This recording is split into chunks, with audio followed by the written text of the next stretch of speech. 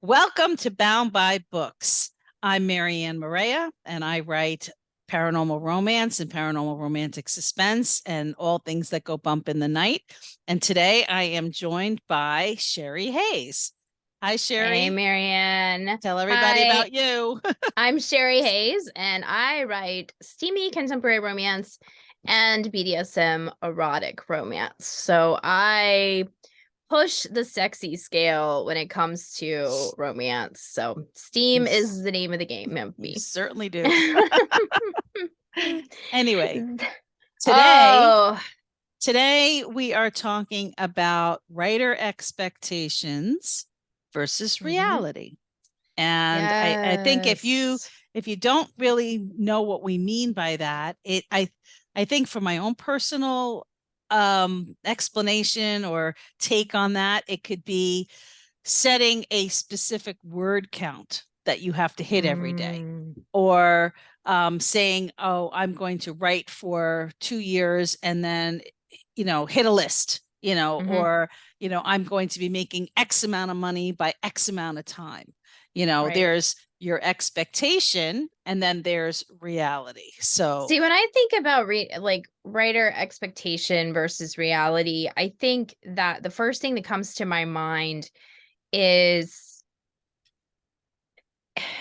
it's basically the same thing you kind of get in the general public, which I think is something that a lot of aspiring writers kind of it fall into that category once you're actually in before you're actually in it and realize that that's not how it is.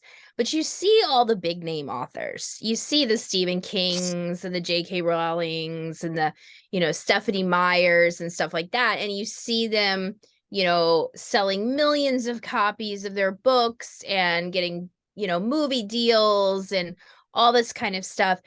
And it kind of in your mind, you're like, oh, that's being an author. That's what being an author is. That's the expectation.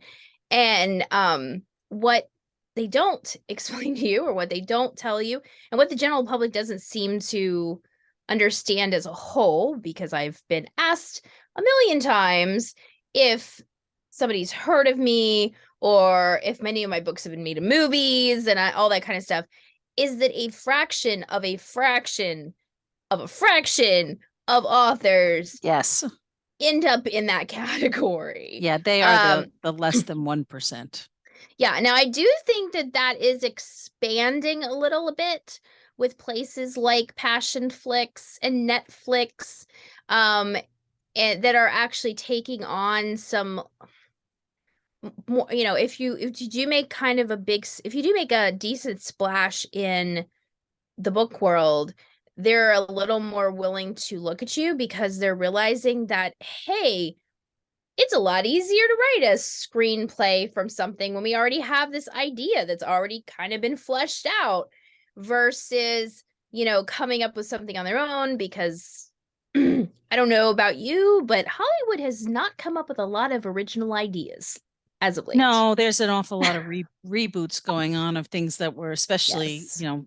because of our age demographic now, we're the Mhm. ones that are the older Gen X and well, not older Gen X, but Gen X and even the older millennials, that we're the ones who have fond memories of movies that came out when we were Mhm. younger. So we're also the demographic that has cash to burn, The and disposable income, yep. yes. So, they can play into that nostalgia, of Mhm. rebooting. I heard they were going to reboot Practical Magic, and I cringed. I Mm. cringed. So anyway, but Yeah, yeah. I think it's also like, I remember I had gone to Book Expo America at the Javits Center in New York City. Mm. I guess it must have been in 2014 or around that time, give or take a year. I can't remember. And they had Charlene Harris speak. Oh, yeah. And she, for those of you who may not be familiar with her, she wrote the Carpathians and the Drake. Not the Carpathians. That's Christine Feehan. Hello. She wrote True Blood. Yeah, the Susie Charlene Harris. Stackhouse. This, yeah, Sookie Sookie, Stackhouse.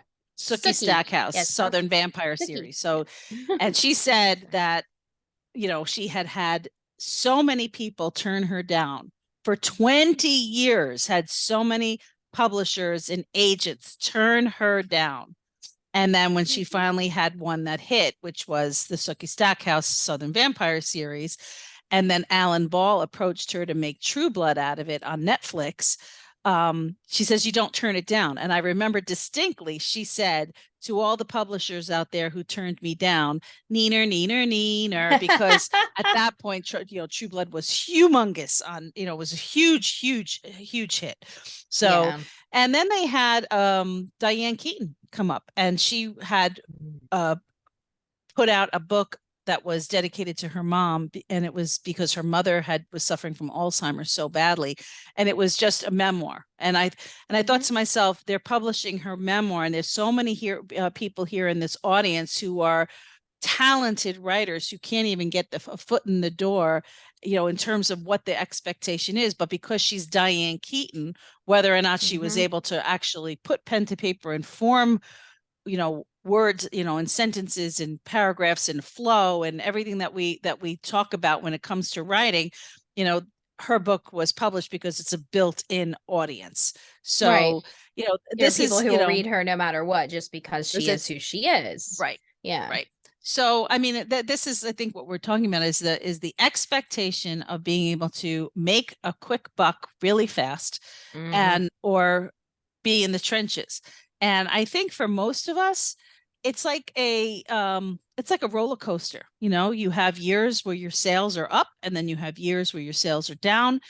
There's market fluctuations that go on. There's recessions that hit. We had a pandemic, and I don't know, where a lot of industries really suffered in the pandemic. Authors did very well. I know I did very well during the pandemic. My book sales skyrocketed because people were home. They were stuck at home. And so people who, even if they weren't what we referred to as whale readers or career readers, who devour a book a day, or sometimes more, on a regular basis, when you're home and you're not doing anything, it it woke the people up who were like, well, maybe I'll sit down and I'll try this book, and then they just became voracious readers. Now, I know myself and a lot of other authors made a lot of our first in series free. And we made a lot of other books, like we dropped the prices down because people weren't working, and a lot of people weren't getting paid. So we're trying to make entertainment available. But it really paid off for me over the course of the pandemic years, because it gave me a little bit of a surplus, because then everything kind of went whew, just kind of flatlined after that for a little bit. So, I think it's a matter of trying to keep your expectations realistic, and not have pie in the sky. What do you think? Yeah, I mean, in my view, being an author for the most part is a long game. And the reason I say that is because most of your costs to being an author, especially an indie author, are upfront costs. So, you have to pay your editor, you have to pay your cover designer, you may have to pay a formatter if you're not formatting yourself, all those initial expenses. And even if you are putting in marketing type things, like a big marketing push to a new release.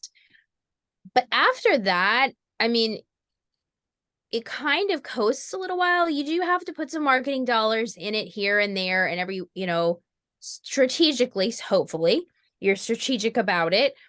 But it is a long game, because if you can keep those numbers steady, you don't have to have what a lot of authors kind of don't think about is that in order to hit a list, you have to have a lot of sales in a very short period of time. In fact, you have to have all those sales in 1 week. And that's great. It means you have hopefully have a lot of automatic one-clickers that are willing to buy your book as soon as it hits the shelves. But that does not mean that you cannot be successful as an author if you do not have 6,000, 10,000 people buying your book the first week that it's out. I have a book series that has been out for close to 12 years now, and it still sells very, very well, yet it has never made a list.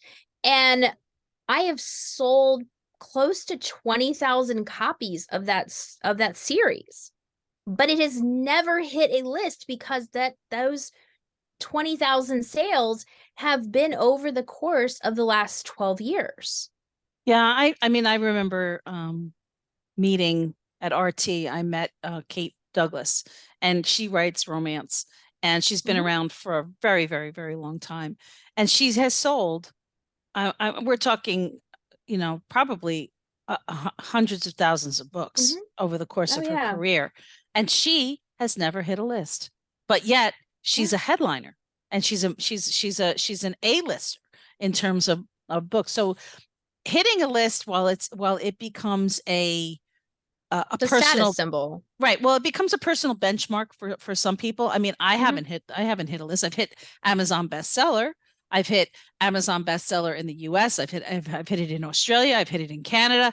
So I've got that international flair, but I haven't had that red badge in a couple of years because I haven't been running ads. And this is something that I wanted to speak to what you just said, is that the marketing that you put into your books has to be consistent. You have to continue to do it. You can't just do it for a couple of weeks or a couple of months and then say, screw it, it's not working for me, and then give up.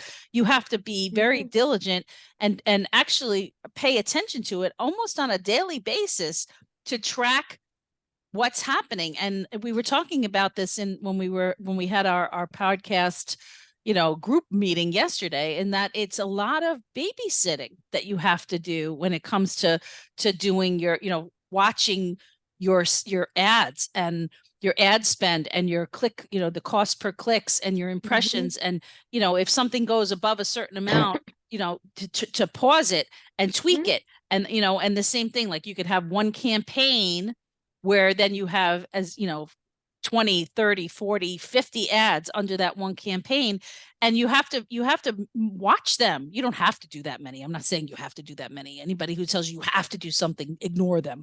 No, but this is a lot of people, they test that way to see which ads are going to work. Right. And then the ones that really get traction, they either they turn them off, the other ones that are not, so that they're not spending good money after bad. So but it's not something that's kind of like a flash in the pan. Those things are very far and few between. Going back to my Book Expo America analogy and my experience there, I sat in on a blogger panel, and there were all these bloggers around, and some of them were like, I have the power to make or break an author. I have the power. And they were standing up and had that attitude, and they were really getting on everybody's nerves by having that attitude. So somebody on the panel basically said, if writers stop sending you stuff, you don't have anything to write about. It's a symbiotic relationship, so you should respect them if you want them to respect you. And I was so glad somebody said that, because it was almost like I was getting the feeling that it was like certain bloggers were they were elitist. And I, in the back of my head, I'm like, they're failed writers, so this is what they want to do now. But that, that's not everybody. But I'm just saying that was kind of like the thing, like those who can't teach, those who can't teach critique, that old saying. Anyway, but then the example that was used to get back to my first point that I was making is that they had that food writer, Julie Bowen, who just passed away, and she wrote. She had done all of those Julia Child recipes. She went through the whole Mastering the French Art of Cooking, cookbook, and she did like 500 some odd recipes in 1 year, and she did a blog about it, and somebody wrote about her in the New York Times, and then boom, she had a book deal, and they made a movie out of it and so forth. And the gal that was up there said, you are not going to be Julie Bowen. That is a lightning strike. So pace yourself to be able to be in the long game, like you said.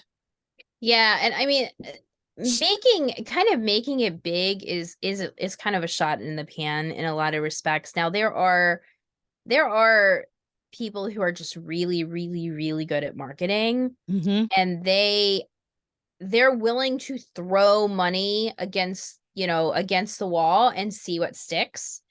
And they have enough money to be able to do that. Case Correct. in point, um, and I don't think I'm gonna like out her by saying this because she's pretty open about her marketing spend. Melissa Storm is a perfect example. If you're not familiar with Melissa Storm, she writes cozy mysteries and sweet contemporary fiction, um, along those lines. Um, but she wanted to make the New York Times bestseller list. That was our, yeah, no, not New York Times. I'm sorry. I think it was, no, maybe New York New Times. York Anyway, Times. not Yeah. important. She wanted to make a list, and she actually she did make the list, by the way, but in order to do that, she spent $20,000 on marketing within the first month of her book being out in order to make that list. Can every author do that? No. And No. it's more They, it's more the norm than the not to not be able to have that kind of money to spend. Let's right, face it, exactly. you know? Exactly. Now, her background is in marketing. She's also been publishing for a very long time. She is someone I would consider an expert at Facebook ads, and BookBub ads. Amazon ads are probably her weakest area as far as that goes, but she still does fairly well at them. But she is what I would consider more of an ad guru. So she had the knowledge, the Mm-hmm. experience, Mm-hmm. and the confidence that she could invest that $20,000 in herself and be able to get that return on investment. And she's done that. That was probably a good 5 years ago when she did that, and she makes very good money to this day. And Well, she was so also lucky that she knew exactly where to put those $20,000. well, exactly. That's what I'm saying. She is what I would consider an expert in, she has the marketing background. She knows the ads, she understands the platforms and how they work, and she's tested. She did a lot of testing before she ever did her list run. So she is an anomaly, like you said. She is an Right. anomaly.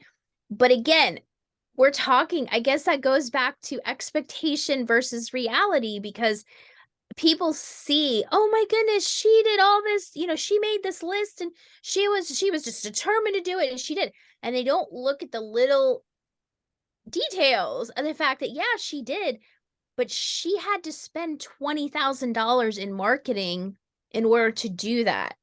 And if you don't have $20,000 to put into that, and you don't have the knowledge and experience that she does in order to target those ads and know when to put them and where to put them and all of that, then you could be just chased. I mean, then those expectations are not realistic.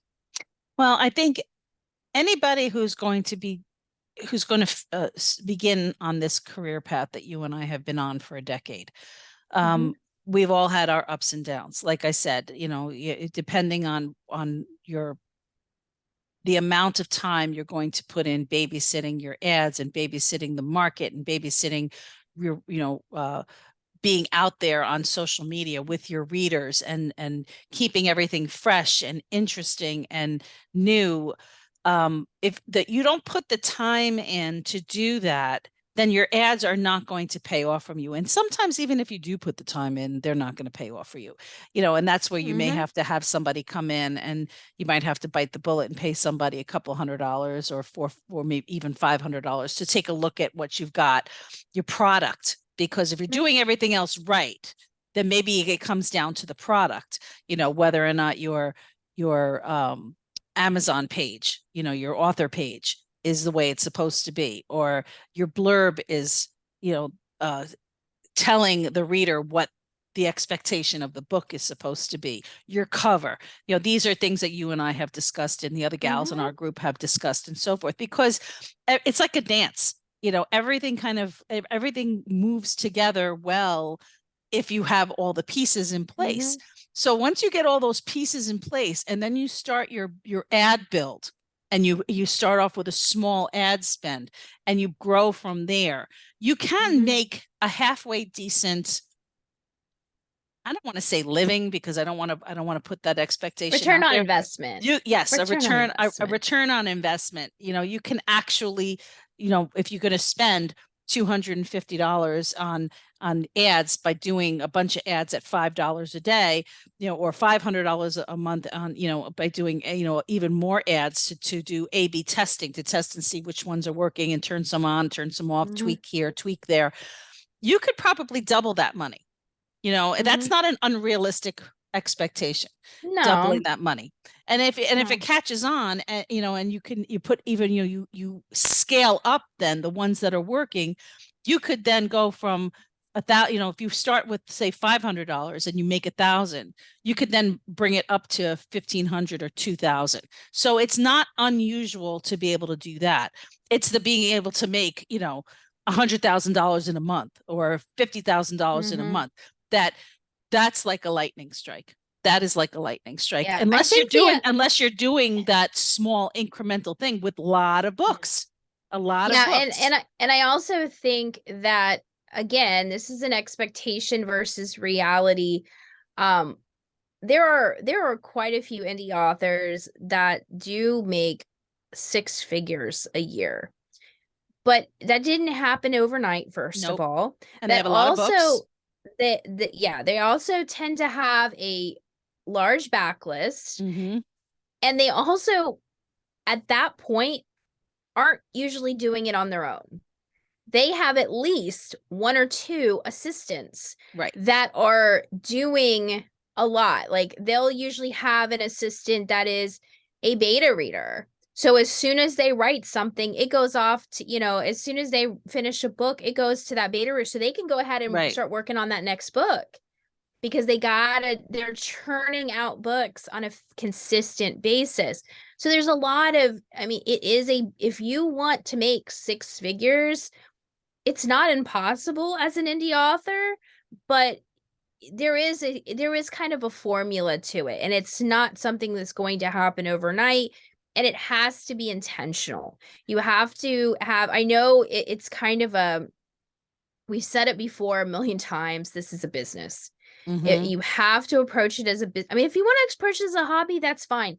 But then you shouldn't really have expectations of financial success at that point. Because if you're not willing to put in the effort, then you're probably not going to get the output either.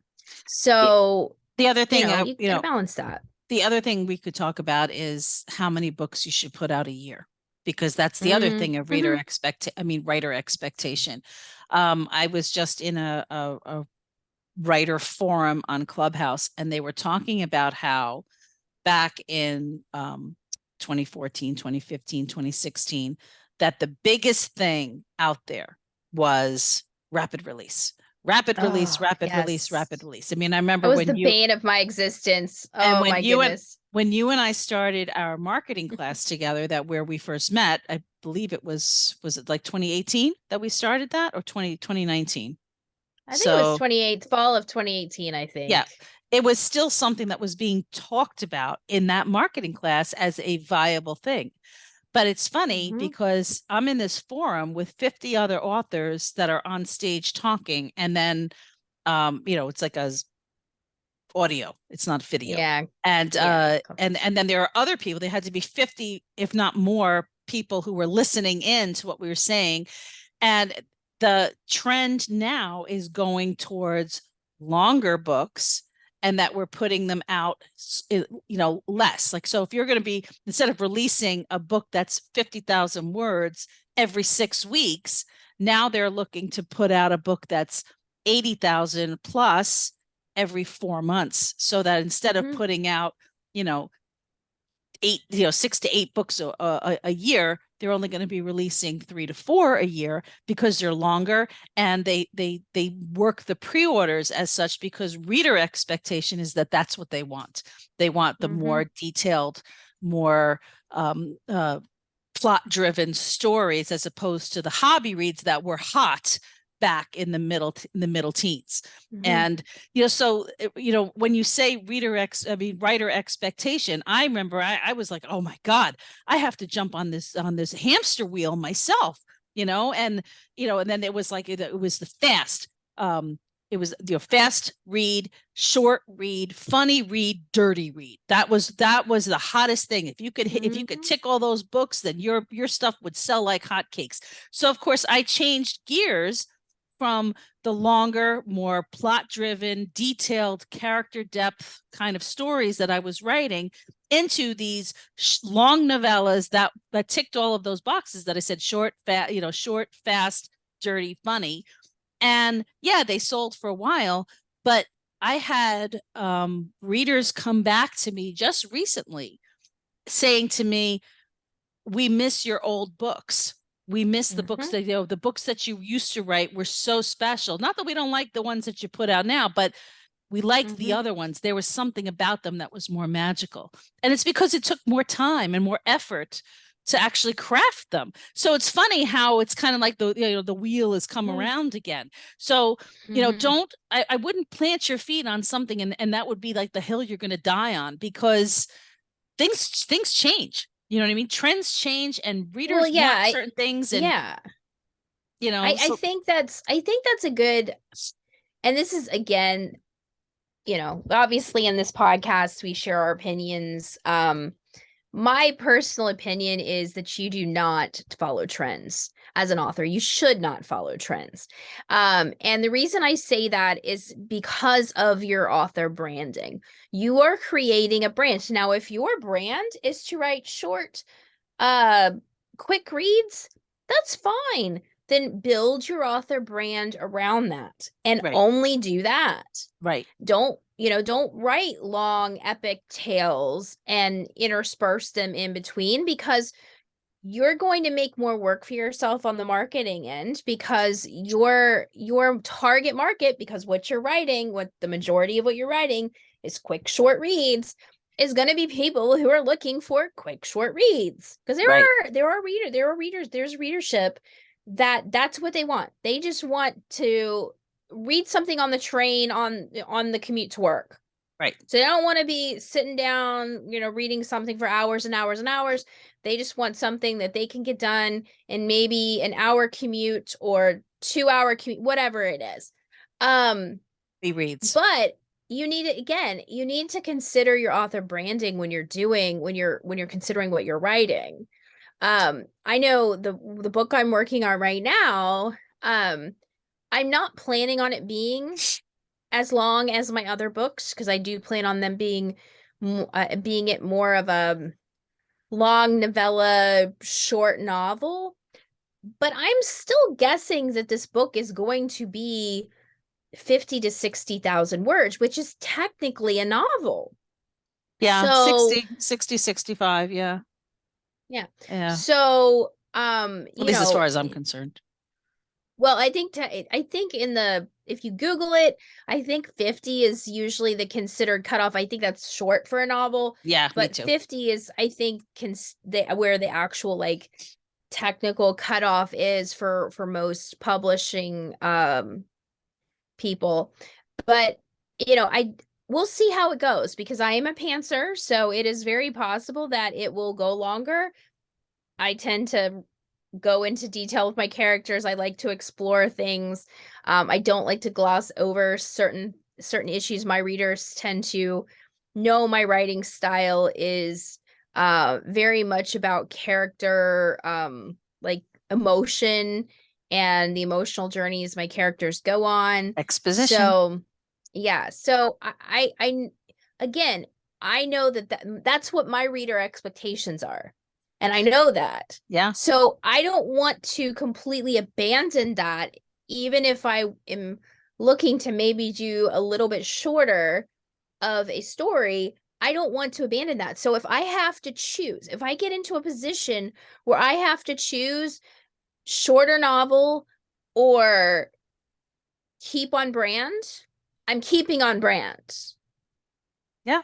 Plain and simple. And I made the mistake of switching because I had an editor at the Mm-hmm. time who is no longer my editor, who said, who said, you write books more like they did in the 80s that were very detailed and a lot of character development, plot twists, and it was very detailed plot. Mm-hmm. She says, in a lot, she goes, detail is the word I use when I describe you, is that you write everything that's detailed. And I'm just like, I know, but that's the kind of stuff that I like to read. And she says, yeah, she says, but the readers, I mean, don't want that. So maybe you need to alter your writer expectation of the kind of product you're going to put out, because this is a product, and if you're creating a product that nobody wants to buy, then why are you going to continue to make that product? You can just tweak it a little bit.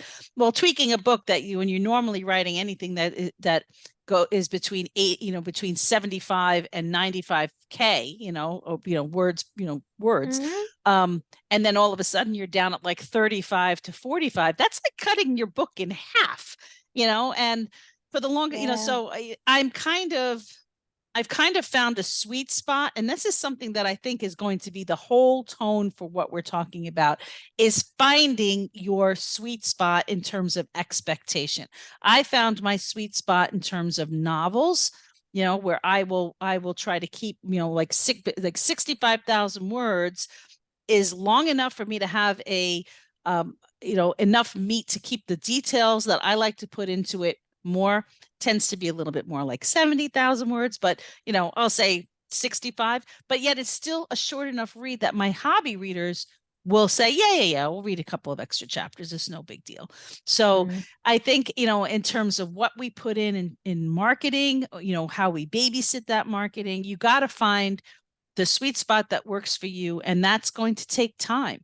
You can't just automatically think that it's going to be like, something like a movie where they're the main character is an author, and then all of a sudden, and they live, in a penthouse in New York City, like that show Castle. You know what I mean? He was like this big time author and so forth, and I'm thinking to myself, he's got, how many books did he write in that book? He said like 15 books, unless he hit it, he had a lightning strike like some of the other people we know.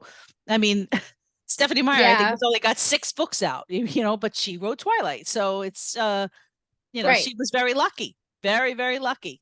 Yeah, she was very lucky. She hit the market with the right story at the right time and was able to capture the audience, the correct audience that, was drawn to her book, and it just took off from there. So, Well, yeah, reader expectations I think need to, when you're going into look at, you do kind of need to look at reader expectations, especially when you're talking genre, and how often they expect. I mean, Tina, one of our co-hosts, she decided to write in sci-fi, sexy romance. sci-fi romance, and she did a lot of research into the genre to Yep. find out what reader expectations were, so that she could adjust her author expectations Based to on the that. reality of the Right. situation. And I think that is a good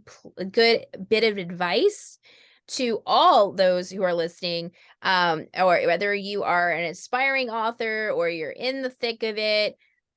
You need to look at your genre that you're writing, come up with a game plan, and look at what readers do expect Right. from those books, and adjust your expectations to what the reality of whatever that particular situation is. They definitely go So hand in hand. Reader expectation and author expectation. They definitely they go hand in hand.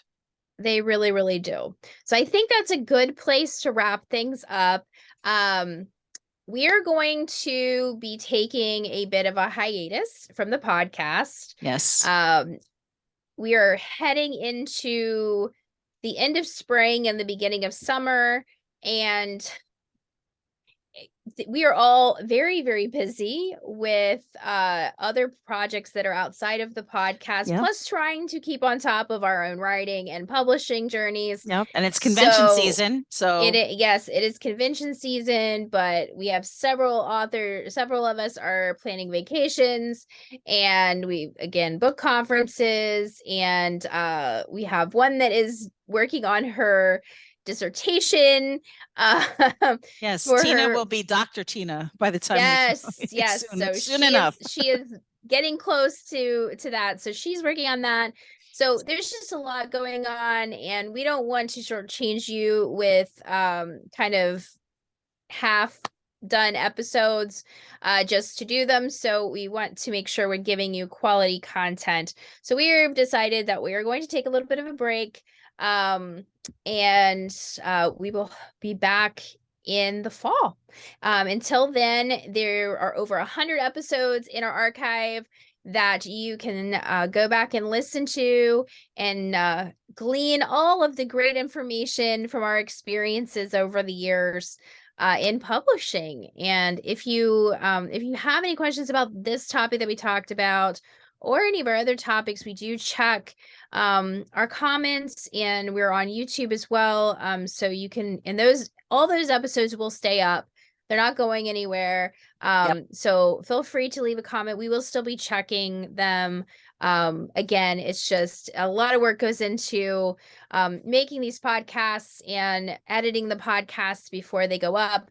So we all just kind of schedules were not kind of looking like they were going to mesh very well through the summer. So we decided that we are going to just take a breather and go from there. So until we talk with you again, have a great rest of your summer, and we will see you soon. Bye. See you in September. Bye. Wait! Before you go, don't forget to like, comment, and subscribe, and check us out on our website, boundbybookspodcast.com.